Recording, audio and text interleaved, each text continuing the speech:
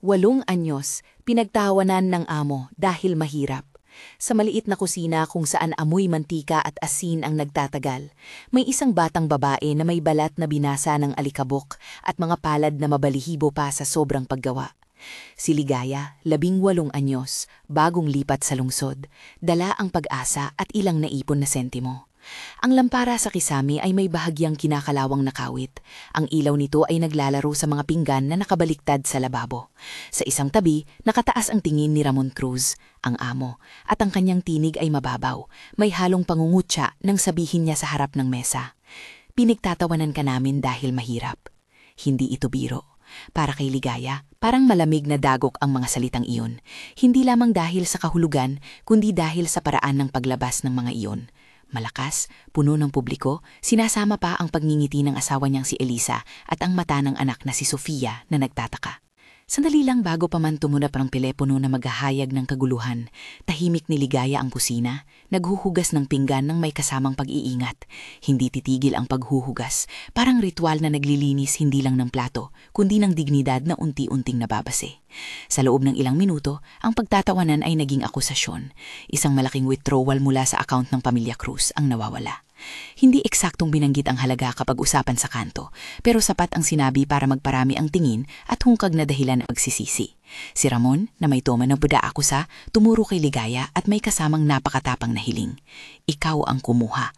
Ang komunidad, na madaling maimpluwensyahan ng ugmang sosyal at paningin sa posisyon, ay naineko. Mga usapan sa tindahan ni Rosa, mga bulungan sa harap ng simbahan, mga mata ni Mang Delphine na tila nagbabasa ng kasalanan sa mukha. Hindi nagtagal, may kumatok sa pinto ang 2 pulis. Ayon sa tala, tumugon sila sa report at nakaranas ng mabilis na arest. Sinabihan si Ligaya na siya'y arestado na dahil sa suspetsa. Sa sandaling iyon, ang mundong ginagalawan niya, mahina, malakas sa panig ng may pera, ay nag-iba. 100 bagay ang dumaan sa isip niya. Ang titulo sa kanyang sarili bilang isang bagong manggagawa, ang mga pangako ng trabaho, ang mga text mula sa ina na nagsasabing kaya mo yan, at ang pakilamdam ng pagkapahiya. Ang kanyang mga kamay ay nanginginig, hindi dahil sa lamig, kundi dahil sa bigat ng pagkahamak sa katauhan. Sa loob ng presinto, nag-iba ang tunog. Ang eko ng mga sutil na pintuan at ang malabo na ilaw sa cubicle ay nagiging backdrop ng bagong katotohanan. Isolation. Ang pagkakaroon ng maliit na upuan at malabig na metal na mesa ay hindi nakakaalis sa pakiramdam na parang siya ang mali. 2 beses niyang naalala ang mukha ni Sofia, ang anak ng amo, na sumisilip sa labas habang may hawak na mamay-ari ng bahay na parang sabit na aura ng hustisya. May mga kapitbahay na lumapit sa mga pulis at nagbigay ng pahayag. Ilan sa kanila, tulad ni Mang Delphine at Rosa, ay nagbahagi ng kung ano ang kanilang nakita.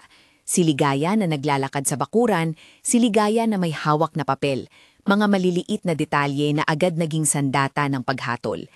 Hindi inasahan ni Ligaya ang pagiging mabilis ng proseso ng paghuhusga sa mata ng komunidad. Ang social pressure, yon na tila mga landlord ng reputasyon, ay pumitigil sa anumang malayang pag-iisip. Minsan, ang mismong katahimikan ng bahay ay nagiging testimonyo na rin na may sala ang tagaloob. Sa presinto, nakilala niya ang iba pang nasa loob. Si Nida, na may malalim na boses at mga mata na nakausli sa pagod. Si Marites, na palihim na umiiyak sa isang upuan. At si Annalyn na madalas magkwento ng kanyang sariling maling akusasyon na nagsilbing babala. Ang mga kwento nila ay hindi dramatiko, ngunit puno ng paulit-ulit na tama. Ang bilis ng hatol ng tao, ang hirap ng pagkopya ng sariling pangalan sa talaan ng lipunan at ang trahedya ng reputasyon. Lumabas ang buong laraman. Ang pamilya Cruz ay nawalan talaga ng pera. Iyon ay malinaw. Ang pondo, ayon sa bank statement na ipinakita ng amas, ay hindi basta-basta nawawala sa ere. Ang tanong ay, sino ang may access? Sino ang may oportunidad? Sa gitna ng emosyon at paghuhusga, may mga taong naniniwala kay Ligaya at may mga hindi. Si Attorney Attorney Marco Reyes, na bagong hawak ng kaso ng depensa, unang tumingin kay Ligaya ng may pagkamangha at may pinagsamang galak at pagkatakot. Kailangan nating tingnan ang ebidensya at huwag magpadalos-dalos, ang sabi niya. Ipinakilala niya ang konsepto na magiging sentro ng kanilang depensa. Hindi sapat ang haka-haka, kailangan ng tuloy-tuloy at maingat na pagsusuri sa mga dokumento, talaan at digital na bakas. Nagumpisa ang imbestigasyon. Sa labas ng emosyon, ang mga bagay na hindi masyadong napapansin ng karamihan ang nagiging susi. Isang maliit na notebook ang natagpuan. Nasa garahe ng bahay sa ilalim ng kahon na may mga lumang resibo. Hindi ito agad binunot mula sa narrative. Sa unang tingin, parang isa lamang maliit na gamit na posibleng paglalagyan ng tala. Ngunit ang maliit na notebook ay may mga sulat at marka na hindi magkakapareho. Ilang pahina na yari sa pagkaiba ng tita, ilang entry na may maliliit na sipras at paalala, mga pangalan na tila isinalin sa gilid. Ang pagtuklas ng notebook ay naging isang mahalagang sandali. Isang bagay na maliit ang anyo, ngulit maaaring maglaman ng malaking kwento. Para sa panlabas na mata, ito ay maaaring simpleng basura. Para sa mga naghahanap ng katotohanan, ito ay isang piraso ng puzzle. Mula rito nag-umpisa ang proseso ng forensic examination. Sinabi ni Arvin Morales, forensic analyst, na ang unang hakbang ay ang pagsuri sa ink, hindi sa mga salita, kundi sa kimika ng tinta. Ipinaliwanag niya na ang ink analysis ay hindi basta-bastang sinabi nito na si Ligaya ang gumawa ng entry. Ito ay tinitingnan kung ang tinta sa kwentong natagpuan ay consistent o hindi sa tinta na karaniwang ginagamit sa opisina. Ginamit niya ang isang payak na pagpapaliwanag. Isipin ninyo na ang chain of custody ay parang diary kung sino ang humawak ng lihim. Kung ang tinta sa diary na iyon ay ibang brand o formulation kaysa sa nakarecord na ginagamit sa opisina, may dahilan tayong magtanong kung sino nga ang nagsulat at kailan. Ang kanyang paliwanag ay naging ilaw sa madilim na bahagi ng kaso. Hindi lumiliko sa hinahabol na vendetta, kundi isang tawag sa scientificong pag-iimbestiga. Kasama sa pagsisiyasat ang digital forensics. Si Jonas, isang IT technician, ay pumasok sa eksena na may mga thumbnail ng CCTV frames at mga lumang backups. Ngunit hindi lahat ay malinaw. Ang CCTV footage ay may gap. May mga segundo o minuto kung saan tila nawawala ang coverage. Sa isang banda, sinasabi ng teknolohiya na may kakulangan ng data. Sa kabilang banda, ang kakulangan na iyon ay nagiging hudyat na maaaring may ibang taong nagkaroon ng access o may inalis na file. Ipinaliwanag ni Jonas sa paraang madaling maintindihan. Hindi namin hinaharang ang katotohanan. Meron lang talagang pagkakataon na ang mga file ay na-delete o na-corrupt. Pero kapag meron pang ibang device na nakalagin sa network sa oras na iyon, dapat nating tingnan ang access logs. Sino ang pumasok at sino ang lumabas. Ang yugtong ito ay nagbukas ng bagong posibilidad. Hindi basta-basta ang pagkakasunod-sunod ng pangyayari. May mga testimonya rin na hindi direktang nagpatunay, ngunit nagbigay ng linya ng oras. Si Elsa, isang dating kasambahay sa opisina, ay nagkwento na may nakita siyang taong palihim na nag-iwan ng papel sa garahe, isang gabi bago humantong ang insidente. Hindi ito isang pahayag na sapat para hatulan ng sinuman, ngunit nagdagdag ito ng layer ng katanungan. Bakit may tao di umano sa garahe? Ano ang layunin? Nang itanong kay Paulo Mendoza, ang bookkeeper na minsang nausisa dahil sa pag-aayos ng mga resibo, siya ay may bahaging pag-aalangan. Hindi pa siya tuwirang inakusahan, ngulit may mga pattern sa mga tala na ayon sa unang pagtingin ni Arvin ay hindi tugma sa timeline na inilahad ng pamilya Cruz.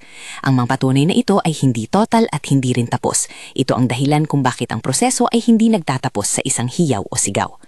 Habang unti-unting nagiging mas teknikal ang usapan, mga terminong gaya ng ink chromatography, data carving, chain of custody, pinilit ng depensa na gawing simple ang paliwanag para sa hukuman at sa publiko. Ipinakita nila ang isang halimbawa. Kung may dalawang uri ng tinta sa isang pahina, hindi mawawala ang tanang kung kailan at sino ang gumawa ng entry. Hindi ito garantiya ng innocence o guilt. Ito ay indikasyon lamang na may imbalances sa narrative na inilatag agad-agad bilang katotohanan. Sa sandaling iyon, nagsimulang kumalat ang pag-asa para kay Ligaya. Kung may sapat na scientific review, baka mapawi ang pangunahing palagay ng komunidad. Pero hindi rin nag-iisa ang depensa sa laban. May mga pressure din mula sa panig ng ama at ng komunidad. Si Ramon ay hindi madaling magbago ng emosyon. May mga pagkakataon na nakita siyang umuungol sa galit at may mga sandali rin na siya ay napapikit at napapahagulgol sa bigat ng pagkawala.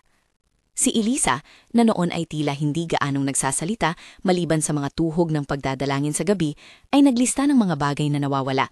Ang listahan ay nagbibigay ng konteksto ngunit hindi nagsisiguro ng sanhi. Ang tunggalian na lumitaw ay hindi lamang sa pagitan ng isang empleyado at isang amo. Ito ay naging salamin ng mas malaking hidwaan, ang paniniwala ng mga mayayaman at ang depensang panlipunan ng mahihirap na madaling mapagalitan. Sa loob ng selda, madalas umiisip si Ligaya. Paano siya mapapalaya sa pangalang iyon ng inaakusahan? Ano ang magiging kalalabasan ng kanyang reputasyon? May mga araw na siya ay natutulog ng may mga pangarap na hindi niya lubos na nauunawaan. Mga pangarap kung saan siya ay nagluluto sa isang maliit na tindahan na pinapangarap niyang pagmamay-ari. At bigla na lang ay may mga taong pumupunta, bumibili at nag-aayos ng sigla ng komunidad.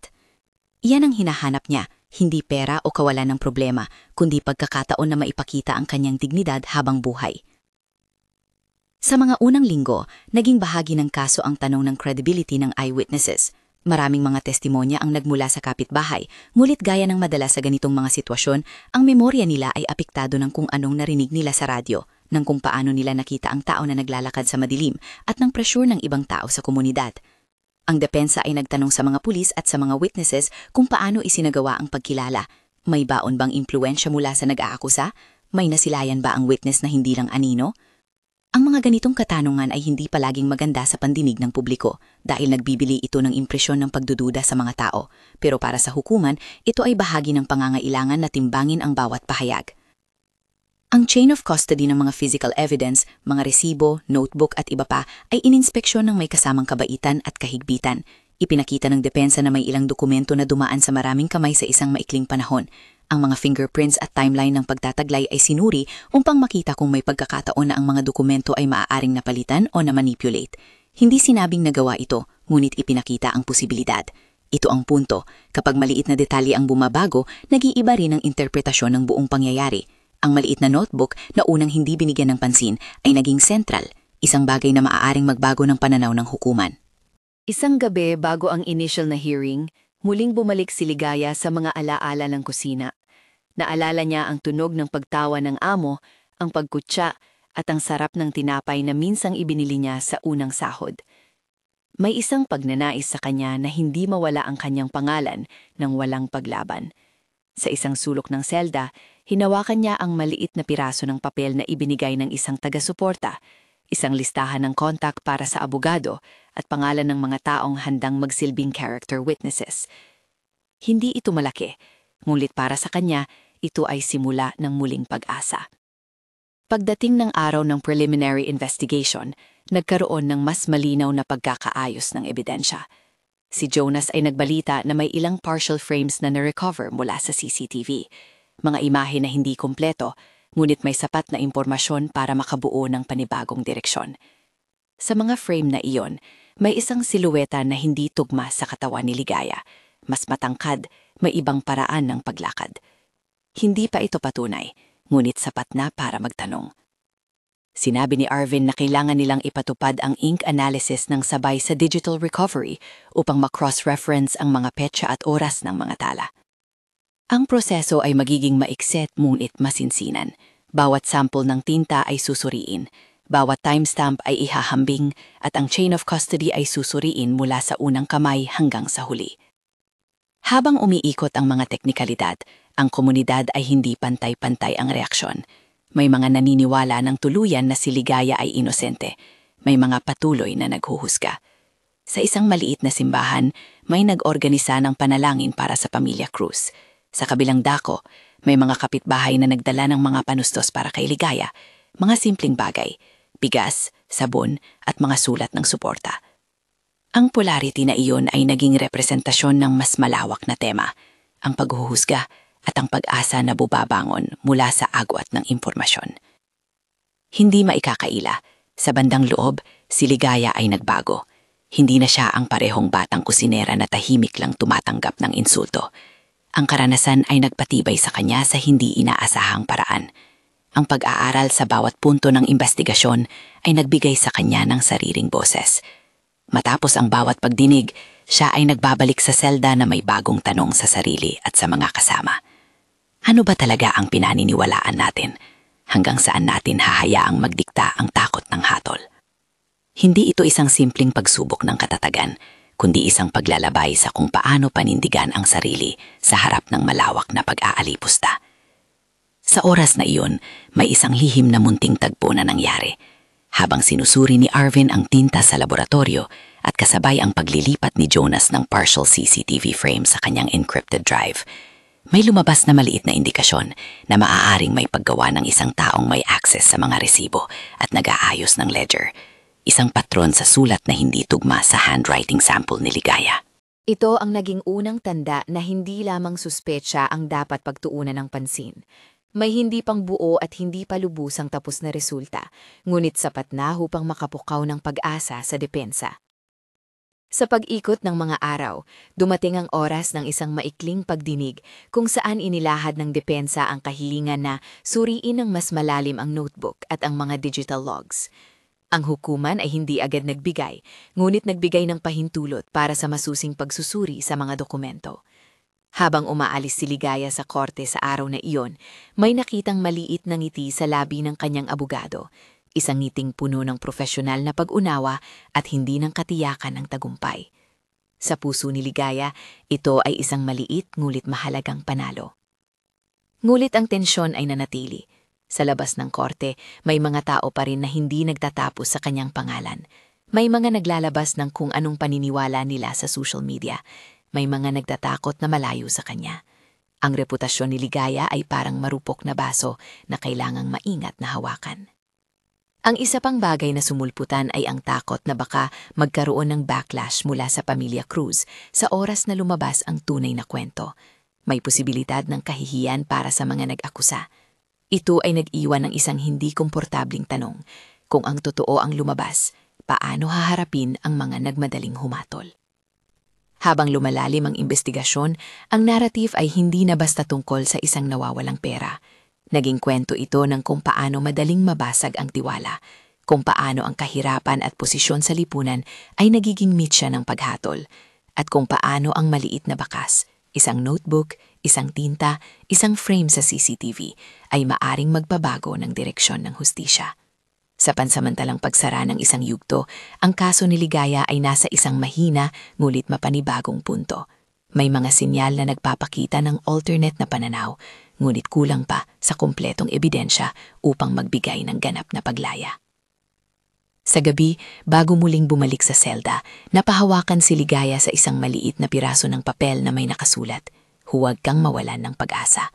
Mula rito, huminga siya ng malalim at naisip ang mga simpleng bagay na magagawa niya kung makabalik ang kanyang pangalan. Magtayo ng maliit na panaderya, magtrabaho ng marangal, at higit sa lahat, ipanumbalik ang tiwala sa sarili na unti-unting naubos ng mga nagwikang pangungutya. Hindi niya alam kung gaano katagal ang laban, ngunit alam niya na may mga pirasong maliit, mga marka ng tinta, mga frame ng video, at mga pangalan sa notebook na sisikapin niyang gawing ilaw.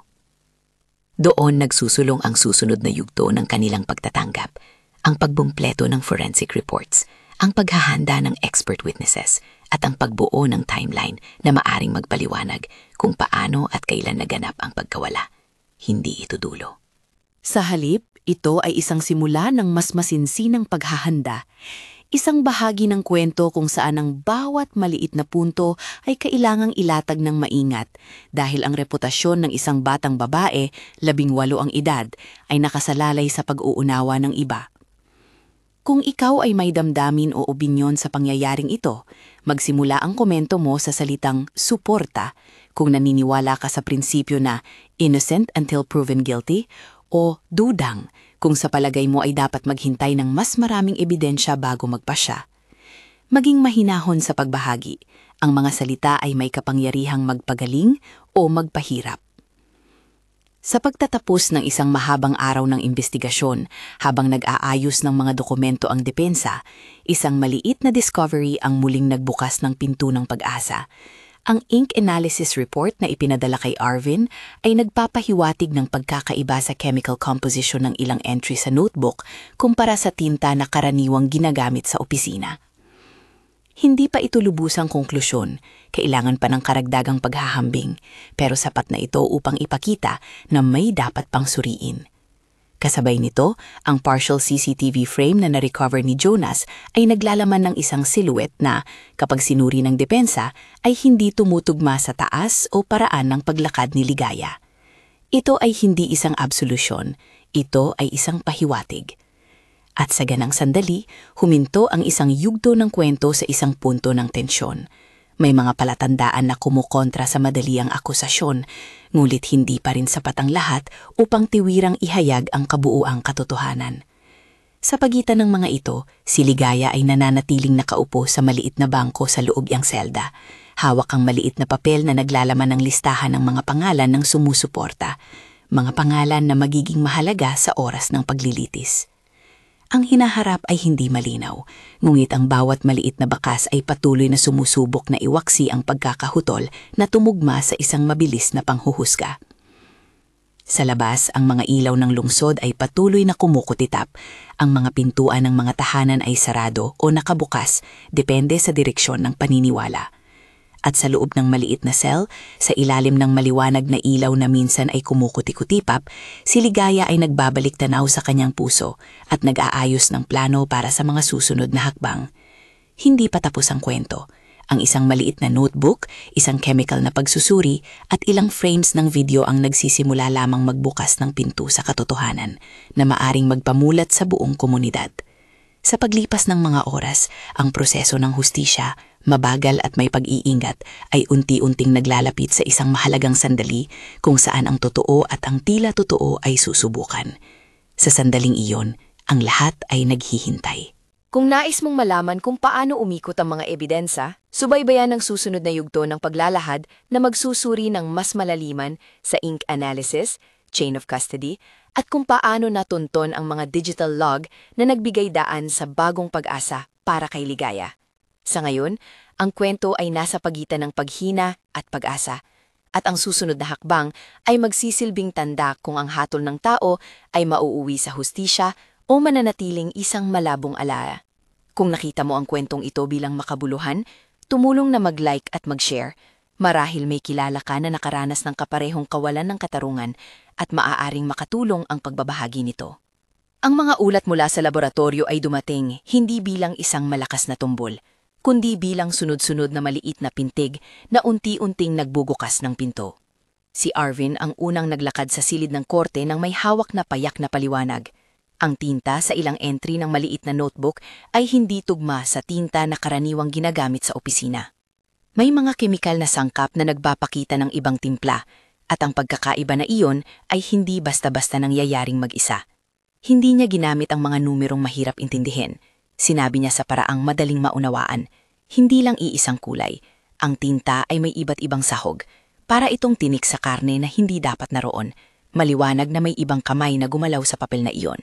Sumunod si Dr. Isabel na may malumanay na tono. Ipinaliwanag niya ang proseso ng ink comparison ng parang naglalarawan ng isang kwento. May mga tinta na malapit ang itsura pero magkaiba sa lasa o komposisyon. Kapag tiningnan ng masinsinan, makikita ang bakas ng kung ano ang ginamit at sa ilang pagkakataon kung kailan maaaring inilagay ang tinta. Ipinakita niya ang simpleng halimbawa. 2 lapisang tinta na magkapareho ang itsura sa malayo, ngulit kung lapatan ng mikroskopiya at kemikal na pagsusuri ay may magkaibang fingerprint. Hindi ito pagbibintang ng walang base ang dinala niyang mensahe. Ito ay pagtatanong. Sino ang may kakayahang baguhin ng talaan at sinong tao ang may akses sa mga kagamitan na gumagawa ng kakaibang timpla? Habang gumugulong ang pagpapaliwanag ng mga eksperto, si Jonas naman ang muling tumayo upang ilahad ang technical na bahagi ng digital forensics. Hindi niya ginawa itong intimidating. Ginawang molinaw ang kahulugan ng gap sa CCTV.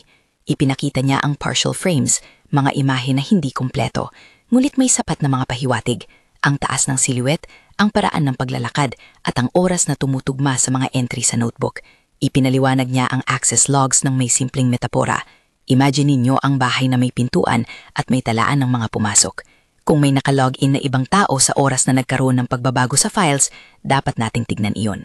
Ibinunyag ng logs na may ibang user account na nag-access sa ledger at sa printer sa oras bago maglaho ang pondo. At ang account na iyon ay palaging nauugnay sa isang nalan, Paolo. Ang pangyayaring iyon ay hindi agad nagpapasara ng pinto. Ang korte ay isang lugar ng dahan-dahang pagbuo ng tiyak na imahe at bawat partido ay kailangang timbangin. Ngulit ang kombinasyon ng kemikal na hindi tugma, ng isang silweta na hindi tugma sa taas at gawi ni Ligaya, at ang mga access logs na nagpapakita ng ibang taong may kontrol sa mga talaan, ay nag-iwan ng tanong na hindi na basta matatawaran. Bakit unang tinutok ang mga paratang kaligaya? Sa gitna ng opisyal na paghahatid ng ebidensya, may sandali ng katahimikan.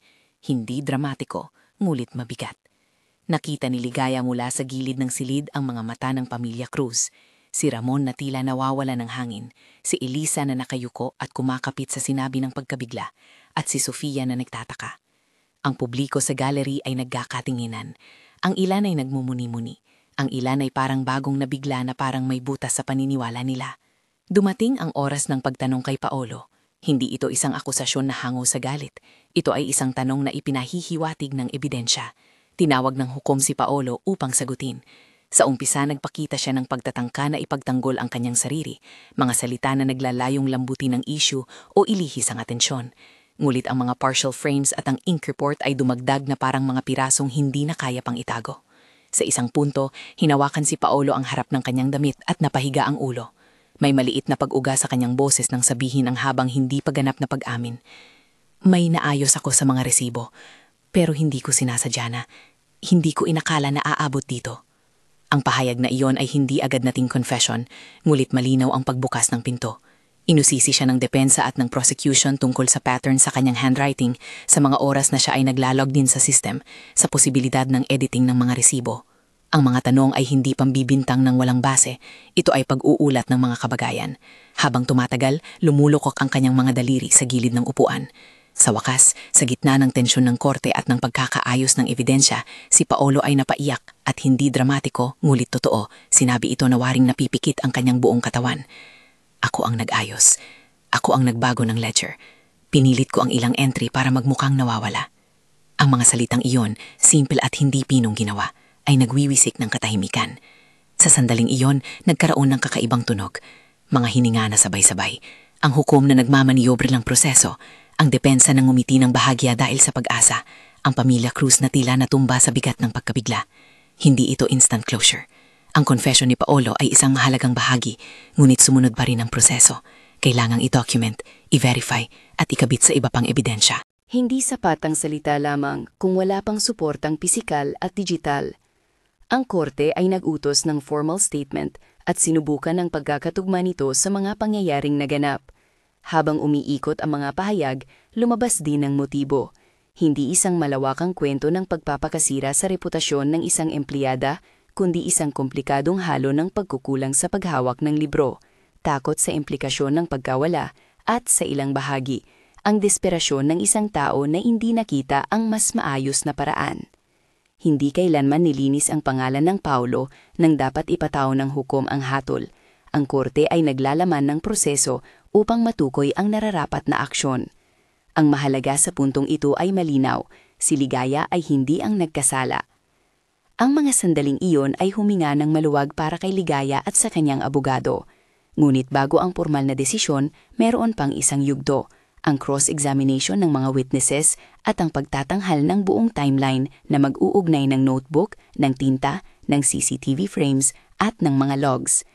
Ang depensa na pinangunahan ni Attorney Athirn ay maingat na naglatag ng timeline na nagpapakita ng pares-pares na pagkakataon kung saan may ibang taong may access at kung paanong ang notebook ay na-inbox sa isang lugar na madaling maaaring mabigyan ng ibang tao ng entry.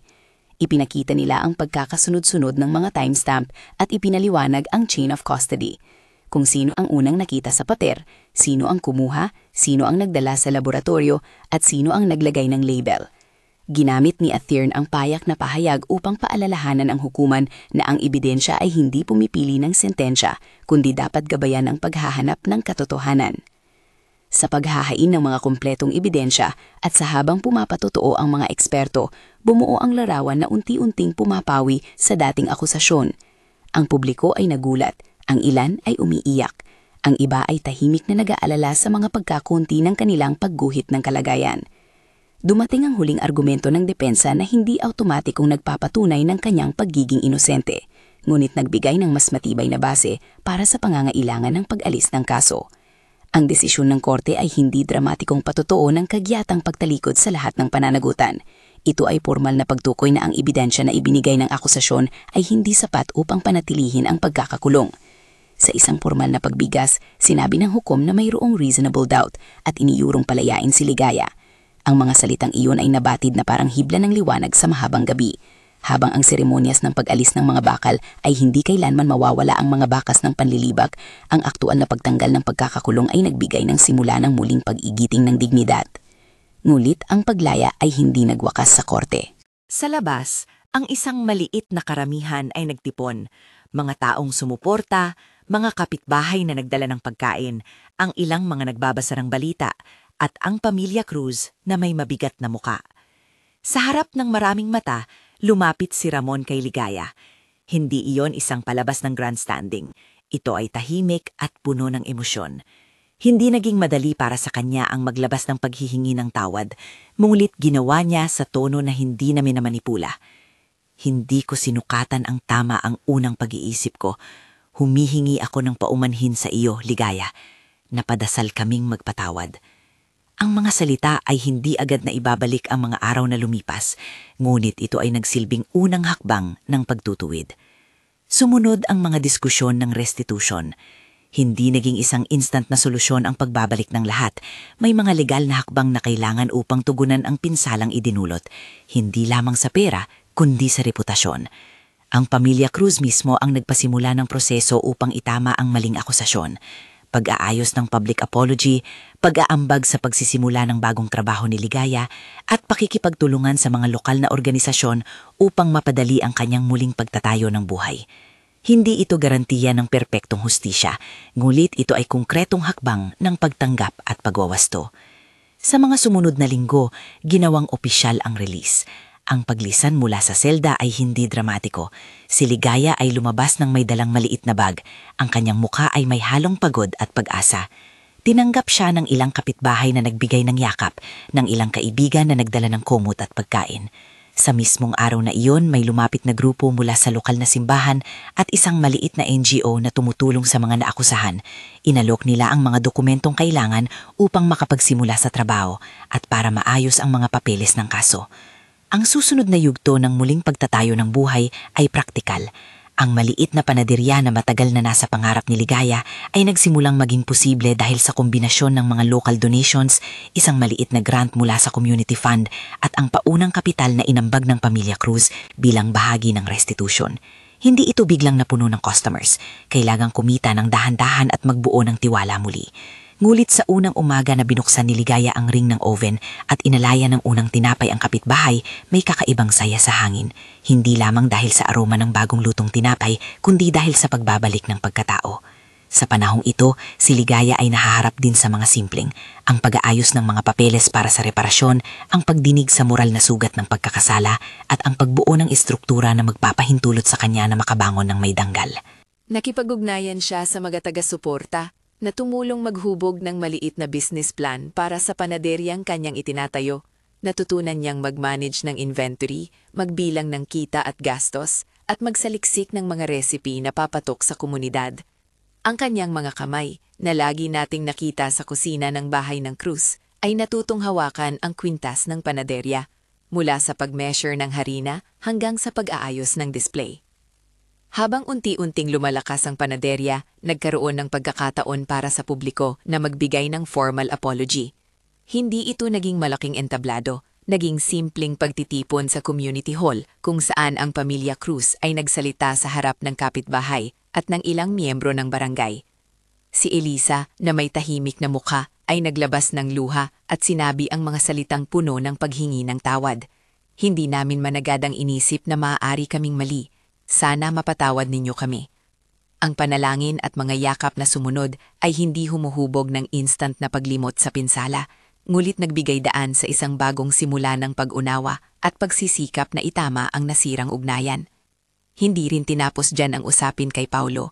Ang kanyang admisyon ay nagbukas ng mas malalim na legal na pag-uusap tungkol sa pagkakakilanlan ng pagkakamali at ang kailangang gawin upang mapanatili ang pananagutan.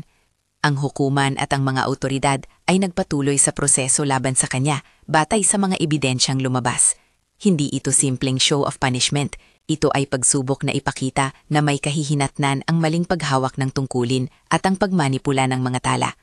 Sa pagdaan ng panahon, ang legal follow-up ay naging bahagi ng pagtatak ng pamantayan para sa komunidad, ang pagsasaayos ng mga internal na kontrol at mas maayos na pagdokumento upang hindi na maulit ang ganoong pinsala.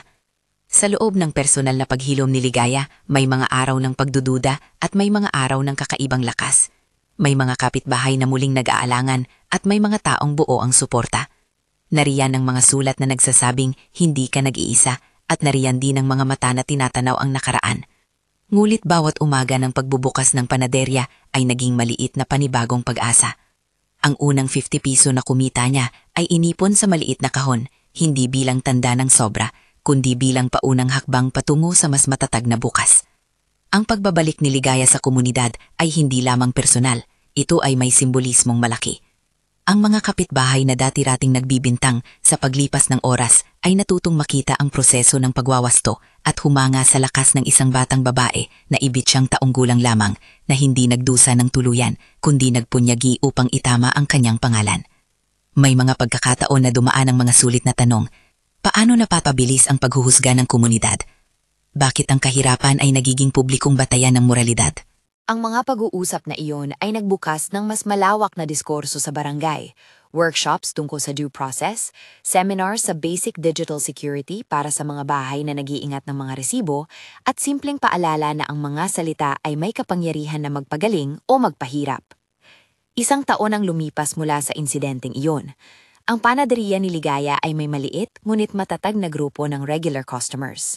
Nagkaroon siya ng isa pang empleyado, isang kapitbahay na dati ring wonong sa kanya sa mga unang araw. Sa community fair, nagdala siya ng tray ng pandesal at inalay ito sa mga taong noon ay nagmamatsyag sa kanya.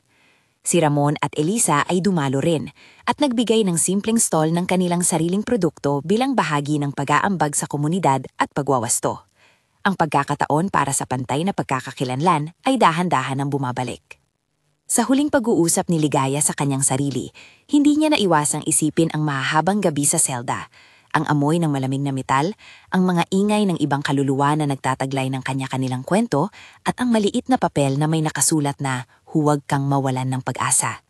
Iyan ang naging mantra niya nang mag-umpisa. Hindi siya perpekto. May mga gabi pa ring dahan-dahang bumabalik ang guni-guni ng pagtatawanan at pag-aresto. Ngunit ang kanyang araw-araw na pagbangon ay ngayon ay may nipis na hibla ng bagong pag-asa, isang bakas ng katibayan na ang proseso, bagamat mabagal at masinsinan, ay maaaring magdala ng hustisya. Sa dulo ng lahat ng ito, may isang payak na aral na umiikot sa komunidad. Ang mabilis na paghuhusga base sa posisyon o kakayahang sa pera ay mapanganib.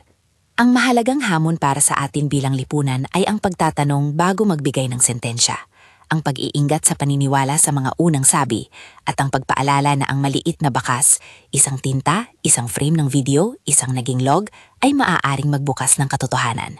Ang kwento ni Ligaya ay hindi lamang tungkol sa isang batang babae na 18 anyos na pinagtatawanan dahil mahirap. Ito rin ay kwento ng kung paano ang maingat na investigasyon at ang pagpupunyagi ng mga taong naniniwala sa proseso ang nakatulong na ituwid ang isang mali. Kung may kilala ka na nakaranas ng kahalintulad na kawalan ng katarungan, ibahagi ang kwentong ito. Mag-like at mag-subscribe para makatulong na maipalaganap ang mga kwentong nagbibigay diin sa kahalagahan ng due process at sa kapangyarihan ng maliit na ebidensya na magbago ng hatol ng tao. Ang mga salita at pagkilos natin ngayon ang maaaring magligtas sa dangal ng iba bukas.